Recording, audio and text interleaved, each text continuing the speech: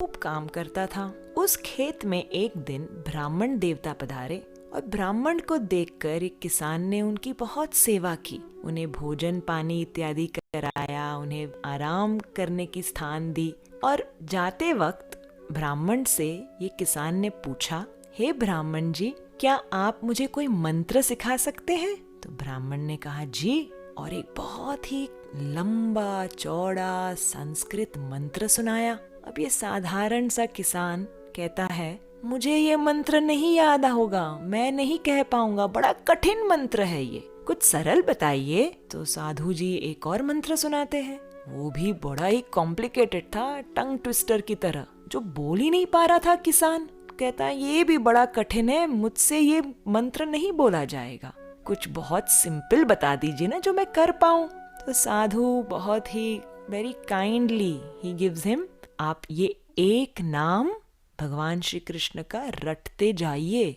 क्या है वो नाम? कृष्ण चंद्र। तो किसान को कह रहा है, बोलो कृष्ण चंद्र, कृष्ण चंद्र। अब जैसे तैसे ये बेचारा किसान कोशिश कर रहा है और कह रहा है, कृष्ण चंद्र, कृष्ण चंद्र, अलग अलग तरीके से कोशिश कर रहा है, बड़ी मुश्किल से कह पा रहा है एक शब्द जो भगवान श्री कृष्ण का एक नाम है। कृष्ण चंद्र, कृष्ण चंद्र, कृष्ण चंद्र, कृष्ण चंद्र, कृष्ण चंद्र बोले जा रहा है, बोले जा रहा है। दिन से दोपहर हो गया, सुबह से दोपहर वो यही नाम रटता जा रहा है। अब दोपहर में किसान की पत्नी भोजन लेकर आती है। अरे पतिदेव, भोजन कर लीजिए। अब पतिदेव क्या कर रहे हैं, हमारे किसान क्या कर रहे हैं? कृष्ण चंद्र, कृष्ण चंद्र, कृष्ण चंद्र बोले जा रहे। पत्नी कहती है, ठंडा हो जाएगा भोजन, पहले आप भोजन कर लीजिए। पति कहते हैं, मैं नहीं छोड़ सकता इस मंत्र को, यदि मैंने छोड़ दिया तो मैं भूल जाऊंगा।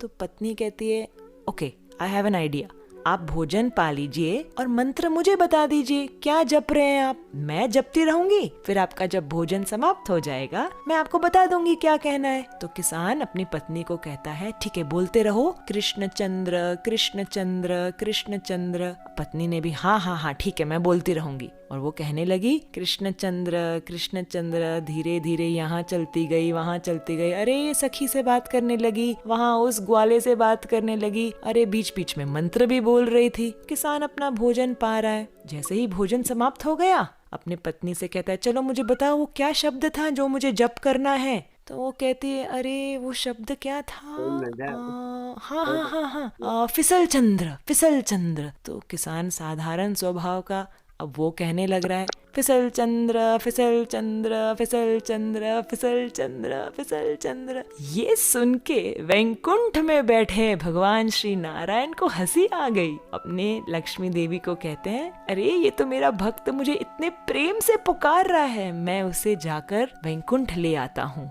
लक्ष्मी जी कहते हैं, प्रभु रुकिए रुकिए, आपको सुनाई दे रहा है बराबर वो क्या कह रहा है? वो कह रहा है, फिसल चंद्र, फिसल चंद्र। वो आपको नहीं पुकार रहा है, आपका नाम तो कृष्ण चंद्र, कृष्ण चंद्र है। तो भगवान लक्ष्मी जी से कहते हैं, अरे ये भी मेरा एक नाम है, तुम्हें पता नहीं? लक्ष्मी जी कहते हैं, नहीं। तो भगवान नारायण कहते हैं, जब मैं गोकुल में था ना, छोटा सा कन्हैया कृष्णा, तब यशोदा मैया मुझे बहुत सुंदर तैयार करती थी, आभूषण पहनाती थी, सुंदर सुंदर नए वस्त्र पहनाती थी और मुझे भेजती थी ग्वालों के साथ, गैयों के साथ। और मैं दिन भर कभी गोबर में फिसल जाता, कभी यमुना के पानी में फिसल जाता, और फिर कभी तो मैं गोपियों के घर के माखन में ही फिसल जाता। दिन भर यहाँ वहाँ फिसल फिसल के जब मैं शाम को घर आता, यशोदा मैया मुझे कहती, आओ मेरे फिसल चंद्र, आओ मेरे फिसल चंद्र, दिन भर कहाँ कहाँ से फिसलते हुए आ रहे हो, आओ अब थोड़ा नहा धो लो और ढंग के वस्त्र पहन लो। तो ये नारायण जी कहते हैं लक्ष्मी से कि मेरा नाम सही में फिसल चंद्र है और ये किसान मुझे ही पुकार रहा है, मुझे अब जा इसका उद्धार करके आता हूँ। इस प्रकार से भगवान श्री कृष्ण के अनेक नाम और हर एक नाम के पीछे उनकी लीला, उनकी कथा और उनका महत्व है। आज तो मैंने सिर्फ एक सुनाया है, दूसरे नाम का महत्व जानोगे? चलो सुनते हैं अगली कहानी।